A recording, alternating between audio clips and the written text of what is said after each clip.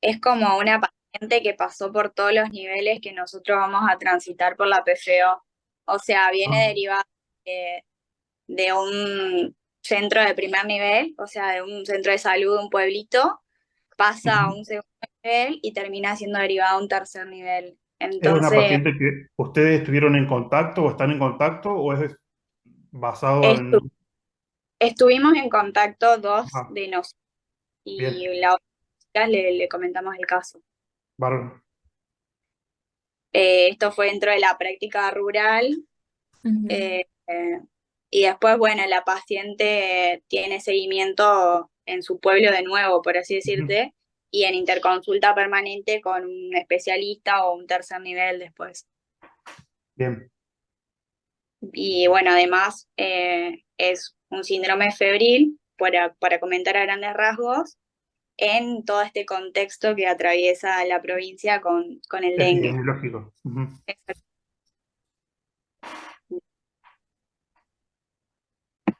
Es una paciente femenina de 36 años de edad, como antecedentes patológicos relevantes, refiere ser diabética tipo 2 en tratamiento con metformina 500 miligramos día y ser alérgica a la amoxicilina y a la cefalexina. Como comentamos antes, es derivada desde Pozo Corrado, un pueblito de acá de la provincia de Santa Fe, por síndrome febril de 20 días de evolución y clínica compatible con dengue en este contexto epidemiológico.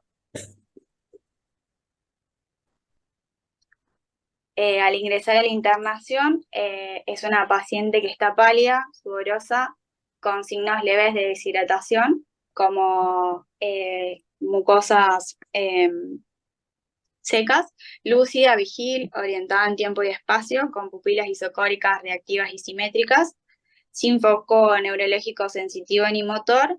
Sus signos vitales son una tensión arterial de 70-50, una temperatura de 36 grados centígrados, una frecuencia cardíaca de 89 latidos por minuto, la respiratoria de 20 respiraciones por minuto y una saturación del 98% aire ambiente.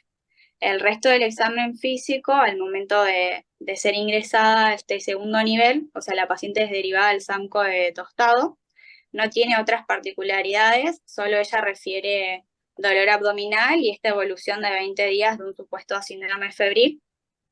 Tiene mialgias, artralgias, dolor abdominal, como dijimos, cefalea, pérdida de peso, no constatada. Y bueno, se solicitan laboratorios, urocultivo directo de materia fecal, una RX de tórax, una tomografía de abdomen y pelvis con contraste y también interconsulta por este dolor abdominal con el servicio de ginecología que se encontraba en el hospital. Bien, ¿podés Eh, volver a la anterior antes de pasar con los complementarios? Bien, ¿alguien se anima, no de lo que están presentando, sino del resto, a resumir sindrómicamente cómo encararían este caso? Porque en base a eso vamos a pedir, se deberían pedir los complementarios, pero yo les digo, antes de empezar a ver los complementarios, estaría bueno no hacer un diagnóstico, porque no es tan fácil ahora, pero hacer por lo menos una presunción sindrómica, digamos, de que podemos llegar a tener enfrente. Porque si bien tiene fiebre, es una fiebre en particular, los signos vitales no están, no son normales. Podemos englobar todo eso en un síndrome o en algo más global, digamos.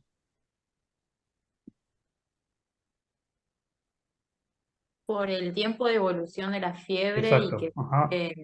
y que fue derivada, se puede decir que es una fiebre de origen desconocido y que la paciente llega inestable hemodinámicamente y para estudiar. Y aparte de la fiebre, ¿refería a alguna otra sintomatología un poco más específica? Dolor abdominal. Ajá. Y algo más creo que no, ¿no? pérdida de Pérdida de peso, peso. Bien. Pérdida de peso, incontinencia. dolor abdominal y fiebre Y mialgia, dije. de 20 ¿Algún días de síndrome evolución. constitucional o infeccioso, digamos? Ajá. Me refiero porque por ahí es medio, puede llegar a ser medio complicado jugarse de entrada por una FOD, por una fiebre de origen desconocido, que estaría bien si fuese solo fiebre. El tema es que tenemos fiebre con dolor abdominal, ¿me explico? Con hipotensión. No sé si entraría ¿Estar en sepsis la en una paciente? foto. ¿Cómo? Si la paciente estuviera febril en este momento y quizás con más afectación de la frecuencia cardíaca, porque está medio border ahí, 89, de si no podría estar séptica, de estar cursando un cuadro, englobarlo dentro de la sepsis en sí a la paciente. Sí, por eso, no. Todas las opciones son válidas al momento de pensarlas, porque si no la pensamos, ninguna va a ser válida. ¿Me explico? Entonces, la idea de este paso, digamos, en el criterio clínico es, hablando mal y pronto, tirar fruta y ver qué hacemos con eso. ¿Me explico? O sea, eh, tenemos una paciente joven que viene con fiebre de 20 días de evolución, hipotensa y síntomas, si bien son inespecíficos, tienen cierta focalidad como el dolor abdominal y demás. Porque por algo le pidieron interconsulta gineco, si no, no sería una FOB. Si no, no sería un síntoma relevante, me refiero. ¿Está? Eh, puedes, eh, pensándolo como fiebre más hipotensión y a lo mejor un poco más de taquicardia, puede entrar dentro de un síndrome séptico, podría llegar a ser. ¿Qué tendría en contra para pensar eso? O no, no porque lo descarte, sino porque por ahí medio que lo aleja. La saturación puede ser, o sea, sacándolo como foco. Pero, Me refiero para sepsis. ah, Largo la tiempo frecuencia de respiratoria, evolución. Claro, una fiebre de 20 días, por ahí medio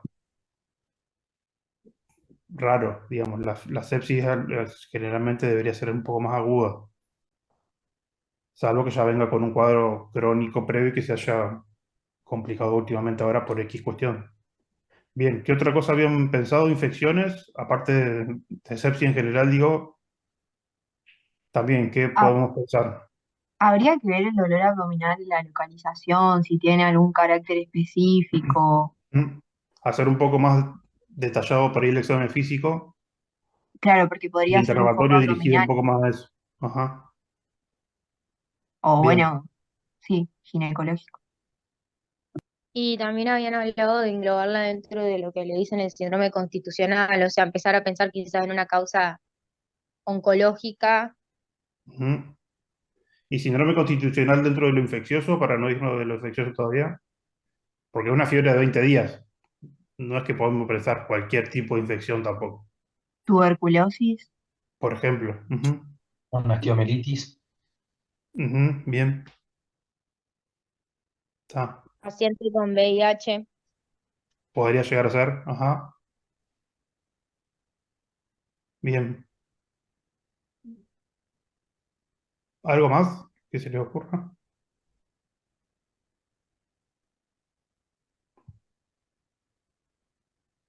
Porque con esta idea ahora de pensar en esos probables diferenciales, deberíamos ver con otro criterio, con otro enfoque, el tema de cómo seguir con el diagnóstico en cuanto a los complementarios, porque si estuviésemos seguros de que esta paciente viene con fiebre de una semana, mialgia, cefalea eh, y dolor abdominal, es un dengue y no tenemos que pedir ningún examen complementario.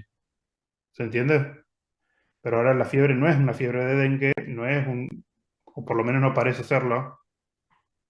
Entonces, la probabilidad diagnóstica que tenemos, ¿cuál es? Porque para hacer un diagnóstico epidemiológico o clínico de dengue, la probabilidad diagnóstica es alta, la pretest, me refiero. Por eso no necesitamos hacer ningún complementario, porque incluso le hacemos un test rápido para dengue y si es negativo, probablemente sea un falso negativo. Entonces, ¿se entiende el razonamiento? En este caso, la probabilidad diagnóstica pretest, o sea, antes de pedir cualquier examen complementario, es ni para cualquiera de lo que hayamos pensado. Para tuberculosis, para HIV, para síndrome consultivo, para lo que sea. Entonces, es todo un intermedio. Entonces, sí, cobra mucho más peso el tema de los exámenes complementarios como para aumentarnos esa probabilidad. ¿Está? Entonces, ¿querés seguir a ver cómo encararían la parte de complementarios? Sí, bueno, a esta paciente se le pide todos los comentarios para buscar un foco, digamos, se le pide orina, se le pide materia fecal, la tomografía, porque bueno, en su localidad había sido tratada primeramente por las mialgias, las artralgias, la cefalea, el dolor abdominal, por dengue, estaba solamente medicada con paracetamol, y bueno, cada vez la paciente empeoraba su estado general, llegando a esta hipotensión y cuadro de deshidratación, por el cual es derivada, digamos, al segundo nivel. Eh, Estas son algunas de las imágenes que se presentan de la tomografía, más que nada de abdomen y pelvis de la paciente. Solo se informa que tenía el útero de estructura heterogénea, pero que no refería a ser la causa del dolor abdominal luego de que fue evaluada por ginecología. Y al laboratorio tenía una pancitopenia generalizada, 2.400 glóbulos blancos, una hemoglobina de 7,3, la cual era microcítica hipocrómica, y 127.000 plaquetas, perdón.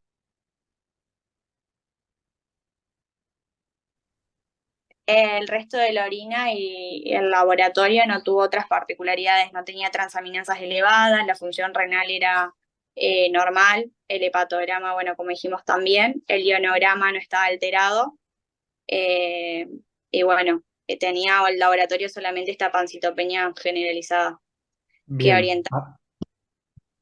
Perdón. hasta ahí. Para seguir con el criterio que veníamos, digamos.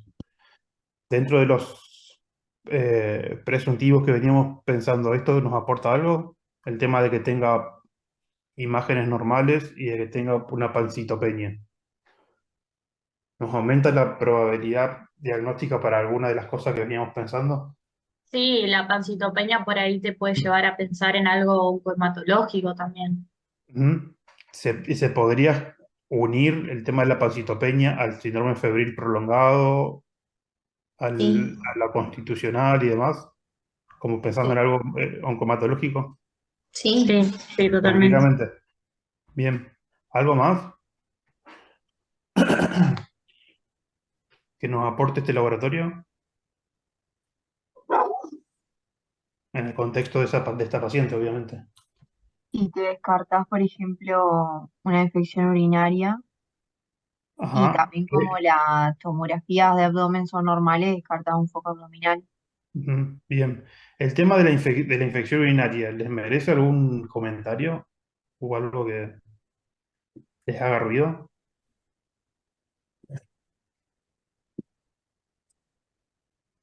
¿Todos hubiesen pedido un urocultivo, por ejemplo? Yo no sé El si tema lo es que pedí si no dentro de los iniciales, porque la paciente no consulta con ninguna sintomatología que te haga sospechar eso, y en el caso de que venga positivo un urocultivo en una paciente que está asintomática o con recuento de colonias, no deberías tratarlo si no tiene sintomatología urinaria. Según lo que dice El la tema, guía, digamos. la pregunta se las hago a propósito porque toda respuesta va a ser válida, porque, o mejor dicho, todo va a ser un ni porque no es que está asintomática la paciente porque tiene fiebre.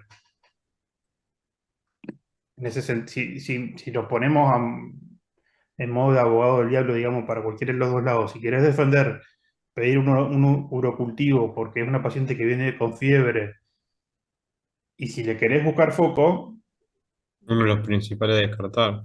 ponele, porque por algo también, con el mismo criterio, le puedes pedir un ataque de tórax, por más que no tenga disnea o no tenga tos, pero tiene fiebre prolongada. ¿Me explico? Entonces, si te vas para el otro extremo, pensar una infección urinaria con una fiebre de 20 días de evolución también te da punto a favor para no pedir un cultivo, porque sería medio raro. Una ITU, y si tuviese una ITU con fiebre de 20 días de evolución sin síntomas urinarios, sería más raro todavía. Porque para tener una ITU con 20 días de evolución, tenés que tener un absceso renal o una obstrucción urinaria, o sería una ITU complicada sí o sí. Y en ese caso que no tenga ningún otro síntoma más allá de la fiebre, te tiraría, pienso yo, te tiraría un poco más para atrás. Pero bueno, esto se los digo, como les digo siempre, no es para criticar a nadie, sino para que vayan viendo el tema de que el criterio diagnóstico puede diferir mucho y siempre y cuando ustedes lo vayan razonando con fundamentos, digamos, la idea es que los exámenes complementarios justamente complementen la sospecha diagnóstica que están teniendo. Porque es un arma de doble filo. Si a esta paciente le hacen una tomografía esta obviamente paciente sí puede estar justificada el ataque, pero más allá de esta paciente, si supónganse que le hacen una tomografía con contraste y resultó ser alérgica al contraste, le termina siendo una insuficiencia renal por el contraste y la TAC no estaba justificada, tiene que fundamentar usted también el por qué se la hicieron. ¿Me explico? Entonces todo es una cuestión de tener criterio, digamos, para hacerlo. Bien, entonces tenemos fiebre de 20 días de evolución, dolor abdominal, mialgias y pancitopenia. Dijimos algo oncohematológico, ¿qué más habíamos dicho? Como para que nos aporte este laboratorio. Otro diagnóstico probable. Había dicho sepsis. ¿Puede ser compatible esto con una sepsis?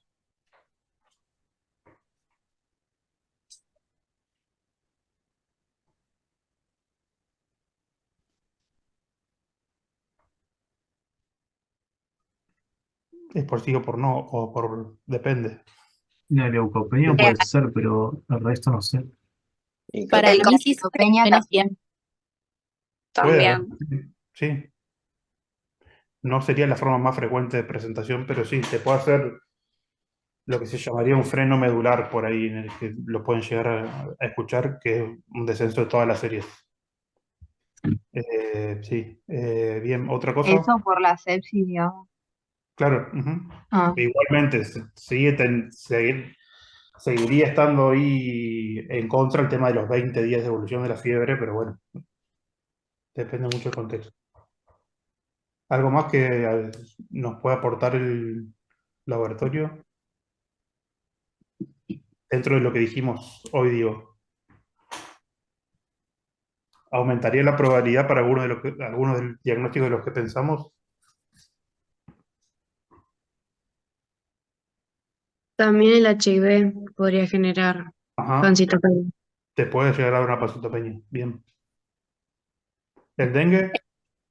También. Porque fue Sí. derivada por un probable dengue. también. ¿Qué tendría en contra, Las pensando en dengue plaquetas, con ese laboratorio?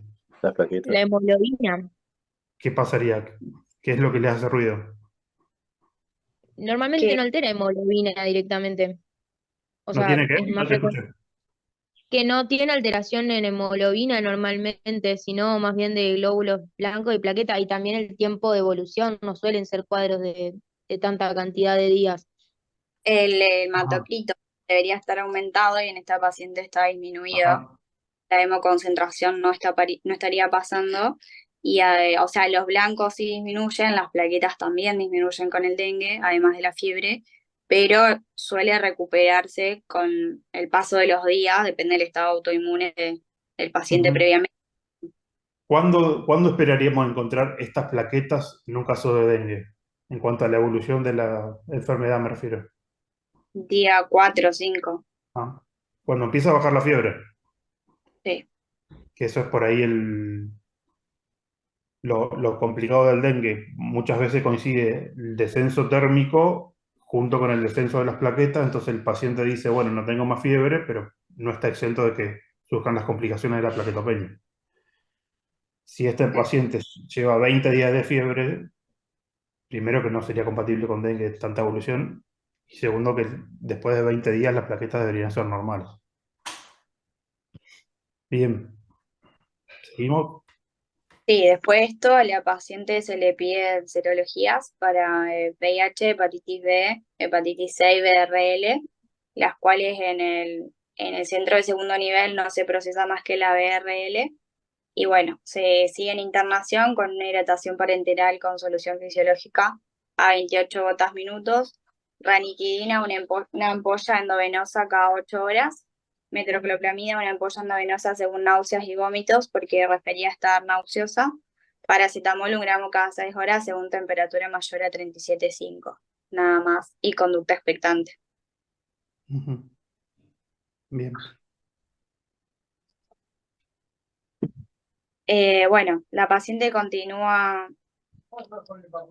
con regular estado general, poliartralgias, mialgias, y luego de 48 horas de evolución vuelve a realizar un registro febril de 37 grados 9 e incremento de la pancitopenia en estudio, por lo cual se decide derivación a un centro de mayor complejidad, debido a que tampoco estaban las serologías todavía, y bueno, se consigue cama en el Hospital Iturraspe de la ciudad de Santa Fe. Y bueno, nosotras colocamos acá la sospecha diagnóstica. Bueno, ¿cuál probablemente sería? Seguí, no hay problema.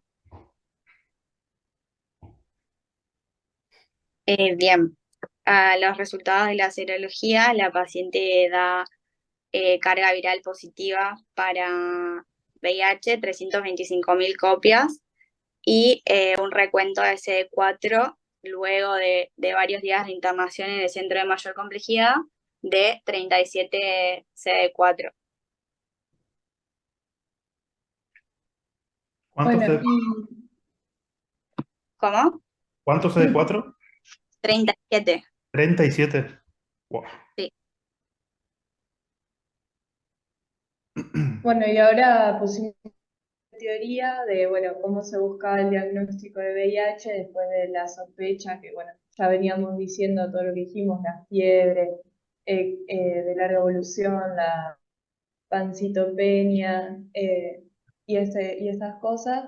Bueno, primero se hace una búsqueda de anticuerpos por ELISA, ya sea de tercera o de cuarta generación, que si da negativo, se va a descartar siempre que hayan pasado 6 semanas del supuesto o sospechoso contacto. Si no, lo vamos a tener que repetir en las 6 semanas, y en caso de que negativo se hace una segunda prueba que igualmente se debe confirmar con Western blot o ARN viral. Y una vez que se confirma, se pide carga viral y recuento de CD4 mínimamente, que bueno, ya dijo los resultados. Y después podemos pasar a clasificarlo para saber en qué estadio nos encontramos de la enfermedad y para ir viendo a qué tenemos que tener cuidado para saber cuándo hacer profilaxis y demás cosas. Entonces lo podemos clasificar, según el CD4, en el estadio 1 con CD4 mayor a 500, en el estadio 2 con CD4 de 200 a 500 y en el estadio 3 menor a 200, que es donde se encontraría esta paciente. Y la otra forma de clasificar a estos pacientes pueden ser según la presentación clínica. La categoría A estaría más que nada sintomática, en las linfadenopatías generalizadas o el síndrome retroviral agudo, el cual se caracteriza un poco por todo esto de fiebre, pérdida de peso, las pancitopenias. Entonces, primero podríamos pensar que nuestra paciente está ahí, pero bueno, con el recuento de CD4 nos da que está un poquito más grave. En la categoría B hay una lista de enfermedades también que nos pueden hacer sospechar, pero que no son las enfermedades marcadas en la categoría C en sí, que bueno, serían todas estas. Entonces, si sumamos las dos clasificaciones, concluimos que para decir que está de SIDA, podemos hablar de las categorías A3, B3, C1, C2 y C3. Nuestra paciente estaría en una categoría por su sintomatología inespecífica todavía y con CD4 menor a 200. Bueno, yo voy a hablar un poco del tratamiento, y lo que dicen las guías es que toda persona que esté infectada con VIH se recomienda iniciar la terapia con antirretrovirales combinados, independientemente del recuento de CD4 que estén ubicados. Esta terapia no es curativa, sino que tiene como objetivo bloquear la replicación del VIH y así restablecer parcialmente la función del sistema inmune, que pueden llegar a recuperar varios niveles de CD4 los pacientes, y también reducir el riesgo de transmisión de la enfermedad al reducir la carga viral de los pacientes. Bueno, estos son los grupos de los fármacos utilizados en la terapia antirretroviral. Como recuerdo, tenemos a los inhibidores de la transcriptasa inversa, análogos de los nucleótidos, los inhibidores de la transcriptasa inversa, no análogos de los nucleótidos, los inhibidores de la proteasa, los inhibidores de la integrasa y los inhibidores de la fusión. Yo acá resumí las recomendaciones que se usan para el inicio de la terapia antirretroviral en personas que no tienen tratamiento previo. Se puede usar cualquiera de estas 4 opciones. En esta paciente se decidió usar la primera opción, que está acá, en la siguiente, que se usa, que se decidió usar dolutegravir, lamivudina y tenofovir, combinados en un solo comprimido, que es lo que se recomienda también. Bien. Que ese Eh, es, ese es el, perdón, ese es el, por Esto decir, es el lo esquema de que... elección que generalmente se da, que es el que viene incluido en el Programa Nacional de VIH, Sí. y a nivel, sobre todo del sector público, es el que más disponibilidad hay, sobre todo para los pacientes que tienen que iniciar tratamiento con diagnóstico reciente, que no tienen muchas comorbilidades u otras contraindicaciones. Esa es la combinación de fármacos que más se usa. La Además, esta ventaja- paciente... sí, sí, Perdón. sí, sí. No, que además que esta paciente cuando fue evaluada por el servicio de infectología en el Iturraspe, por los recuentos tan bajos de CD4, se decidió además realizar la profilaxis para infecciones oportunistas con TMS para prevenir la neumonitis girovesi y la toxoplasmosis, que son muy frecuentes en estos pacientes. Tal cual, sí. Eh, Bien. Lo otro que también tiene mucho que ver y es uno de los objetivos del tratamiento temprano, o sea, del tratamiento apenas se tiene el diagnóstico, más allá de los CD4 y demás, ¿cuál sería el otro objetivo recontra importante? Es a nivel de salud pública, digamos. Que lo dijiste, lo dijeron hoy que La tienen que carga actualizar viral la viral. negativa Ajá, Reducir o la no carga viral. detectable, digamos. y eso qué ventaja a nivel de salud pública traería, o trae, mejor dicho. Evitar la Que no transmisión. contagien. ¿Cómo? La no La transmisión de la transmisión. enfermedad. Claro, eso es recontra importante para transmitirle a los pacientes y sobre todo a los pacientes con diagnóstico reciente. Porque eso es dentro de todo el beneficio más reciente que se tuvo y que más impacto tiene a nivel obviamente a nivel social y a nivel de salud pública, digamos. El hecho de que el HIV no sea transmisible cuando hay carga viral no detectable, hace 15 años, 20 era impensable. Entonces, y más teniendo en cuenta que esos 3 fármacos se dan en un solo comprimido que se toma una vez por día. Antes, que le estoy hablando hace 20 años, capaz, creo que, o a lo mejor un poco menos, por lo menos eran 3 comprimidos, 2 o 3 comprimidos, o mucho, ni hablar hace, cuando en los 90, digamos, cuando apenas empezó que eran por ahí 10 fármacos por día que tenía que tomar el paciente, olvídense de la adscripción al tratamiento, los efectos adversos, la intolerancia y demás. Entonces ahora pensar que con un solo comprimido podemos llegar a lograr que el HIV sea indetectable y no transmisible, es zarpado No, sí, como está hecho, recaliente. digamos. Lo limito. Bueno, ¿listo? Dislipidemia. O sea, ya. ¿Estamos entonces? ¿Algún otro comentario? ¿O algo más que les haya quedado como duda o que hayan pensado alguna otra cosa? ¿O que Eh, hubiesen hecho otra cosa? Nosotras para agregar, es como que nos quedaba la duda en la balanza si la paciente estaba en un síndrome retroviral agudo o que tuvo muy mala suerte, digamos, con la evolución de la enfermedad, o ya es un estadio evolutivo, porque hace 3 años la paciente tenía serologías negativas en su control del embarazo, entonces es como que está ahí la cuestión dando vuelta todavía. Sí, yo me hace acordar mucho de estos casos al tema de la diabetes. Vieron que por ahí hay pacientes diabéticos que le haces el diagnóstico, ya tienen falla renal, neuropatía, y no sabes si la diabetes fue demasiado, y son pacientes de 40 años a lo mejor, o incluso menos. Entonces no sabes si la diabetes fue demasiado incisiva como o agresiva en cuanto a la evolución, o cuáles son las causas que hacen que en unos pacientes progrese tan rápido y tan complicada y en otros no. Y con el HIV se me hace que puede llegar a pasar lo mismo, digamos. Hay personas que hacen manifestaciones severas de entrada, otras que están mucho tiempo asintomáticos, otra es recontra variable el tema de la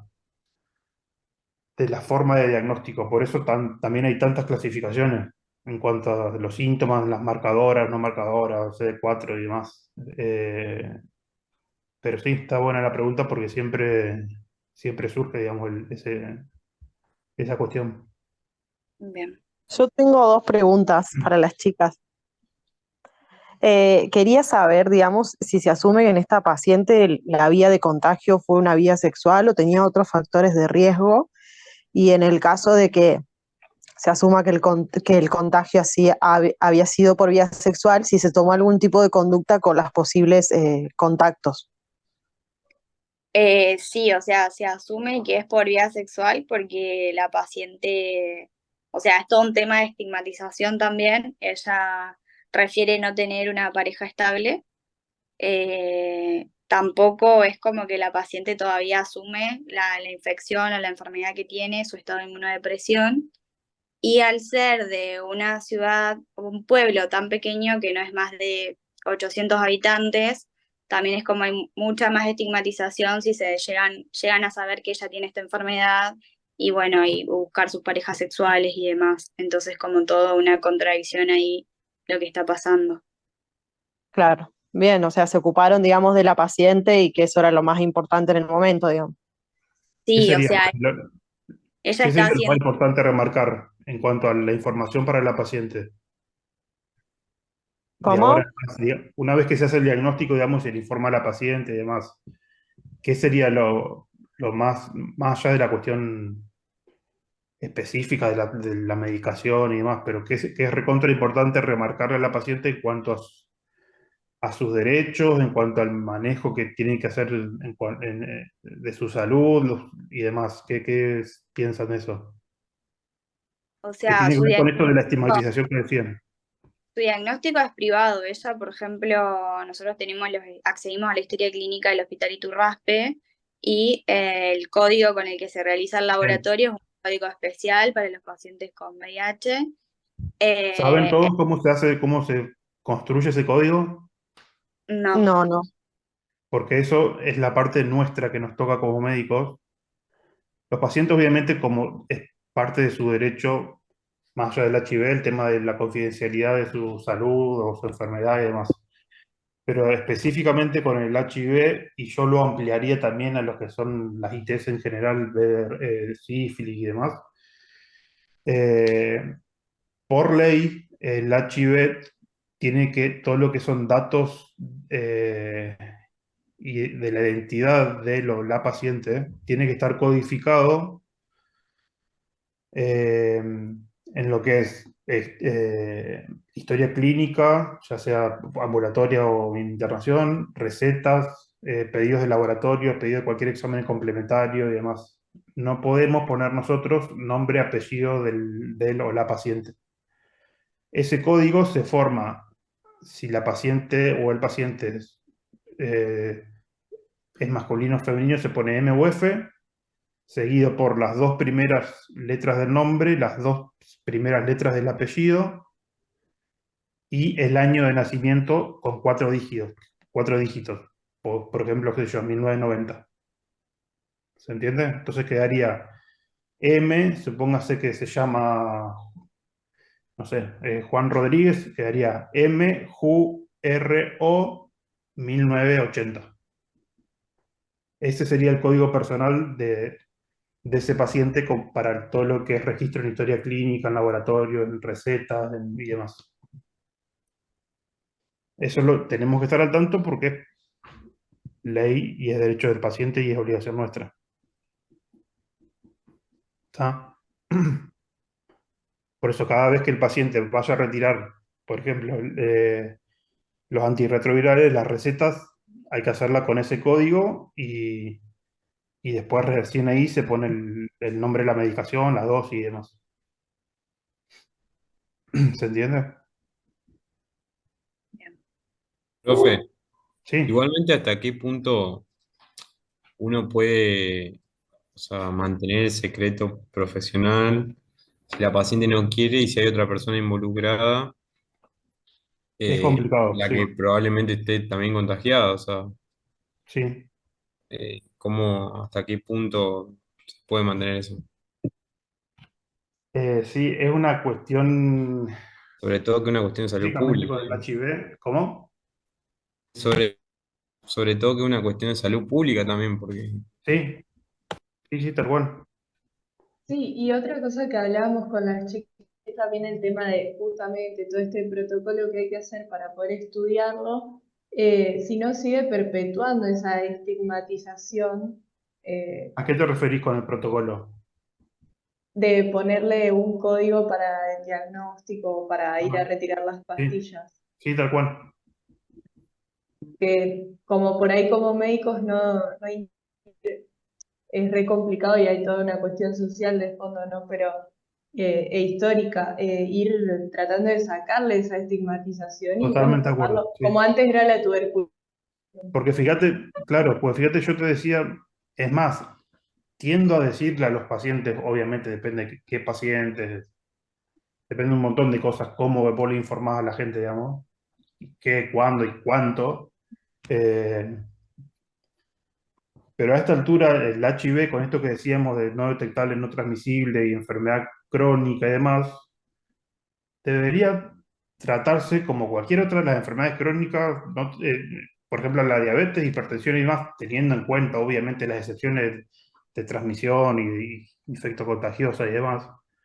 Pero a la larga, si el tratamiento antirretroviral se cumple, los objetivos de carga viral indetectable se cumplen y demás, termina siendo una enfermedad crónica, como cualquier otra, con la incluso mayor expectativa de vida que una diabetes o un síndrome coronario, una cardiopatía isquémica crónica me refiero.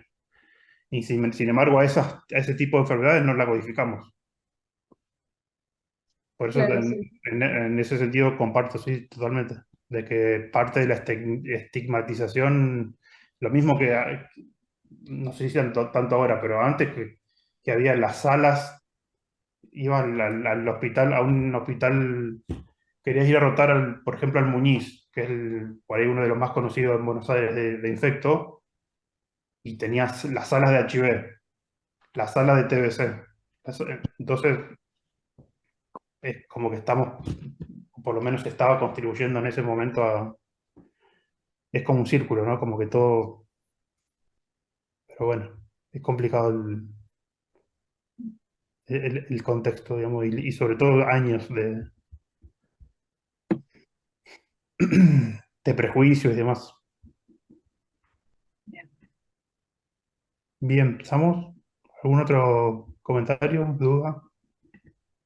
Yo la última, que Sí, me pareció interesante. También a las chicas, porque está bueno el caso. Con respecto a esto, lo que Lari nombraba, de que la paciente le costó mucho, digamos, aceptar o, digamos, la transición de tener que enterarte, para hijo, de tener que enterarte que te dan este diagnóstico, si se le brindó algún, o sea, o se hizo alguna interconsulta con algún otro servicio, por ejemplo, psicología y demás, si normalmente se hace con respecto a estos pacientes que reciben este tipo de diagnóstico, digamos, si se hizo. Nosotras no sabemos eso, por lo menos yo tengo contacto con su médica, digamos, del pueblo, por así decirlo, quien le va a hacer el seguimiento, y es más que nada con ella, con quien habla la cuestión, y es como que se va indicando el tratamiento, como que se va desestigmatizando, y bueno, haciéndole cada vez un poco más de preguntas que, como por ejemplo esto de los contactos sexuales y toda la cuestión, porque bueno, todavía es algo muy reciente que pasó hace menos de un mes, digamos. Entonces todavía está como trabajándose mucho la cuestión y supongo que el médico sabrá indicar, por ejemplo, terapia o alguna interconsulta con servicio social, si así lo requiere. Pero desconozco si se ha realizado y si se hace, realmente no lo sé. Sí, lo ideal sería que eso ni siquiera dependa del médico, el tema de la indicación de eso. Por lo menos lo que yo sé y donde he trabajado y demás, que es segundo nivel en el Sayago y tercer nivel en el Turraspe, es que sobre todo los hospitales dentro de todos medianos o grandes tienen, o por ejemplo lo que es EMAFE y demás, hay a nivel provincial lo que son los comités de HIV, que son multidisciplinarios y se supone que cada centro de referencia debería tener los comités que están formados por psicología, por trabajo social, por, por infectología, por clínica, además, como para hacer todo lo que es ese abordaje. Claro, ahora Pero volviendo a lo que ellas dijeron, era que, digamos, el diagnóstico no lo recibió en Tostado, lo recibió en Iturraspe, digamos, con las serologías positivas, claro. claro, esa es otra Bien. complicación también, sí.